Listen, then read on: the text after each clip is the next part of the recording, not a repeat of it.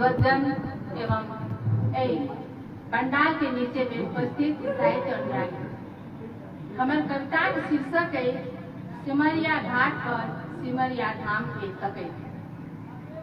अस्थि कलश विसर्जन कर आयल अपन संबंधी से भेंट करे गंगा के घाट माने सिमरिया घाट पर देखे किया अचूरी सब खसियाए गंगा की ओर में।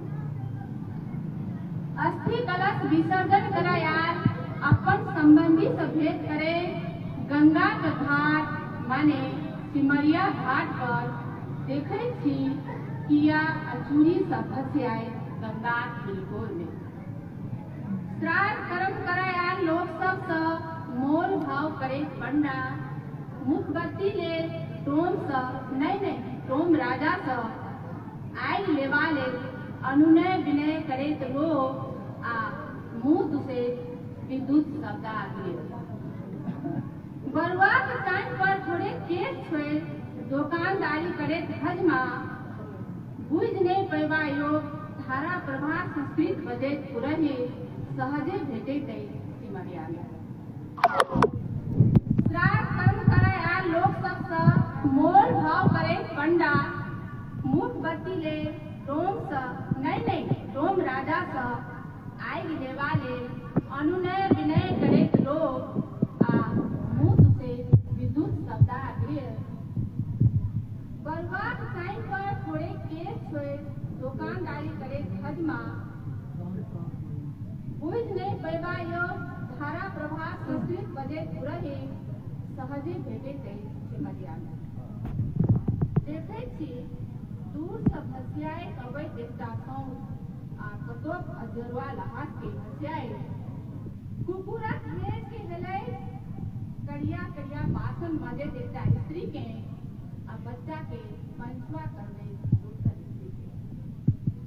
कान पर जन्म रहे धड़फड़ाए पाया जिस भागल जाए आ दूध द वैसे देखता अदवै सुके सेहो देखाई कान पर जन्म रहे धड़फड़ाए पाया जिस भागल जाए आ दूध द वैसे देखता अदवै सु सेहो देखाई कंटर जल गए होटल बलान सहला के सेहो देखे छी गंगा धार में पाई फेंकैत लोग देखे छी गंगा धार में पाई फेंकैत लोग आ डांट भर पाइन में ठाड़ भ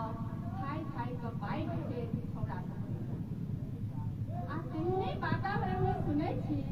दूध दे स्त्री पुरुष मिश्रित छोर हर गंगे माइका कुआं बनाकर भारत काठे में छाने गंगोटक दुकान टिकली बिंदी सिनूर इलायची दाना चूड़ा सिपाही चोर भिखमंगू सबके देखे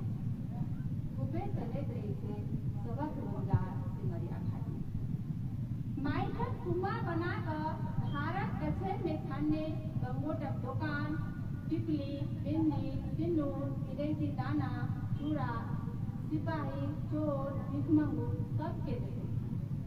खूबे चले रहे थे सबक रोजगार सिमरिया घाट। हम औनाय छी विवाह ले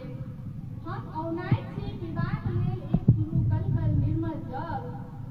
हम औनाय छी विवाह ले एक चुरू कलकल निर्मल जल तकैत रही छी सिमरिया धाम के सिमरिया घाट तकैत रही छी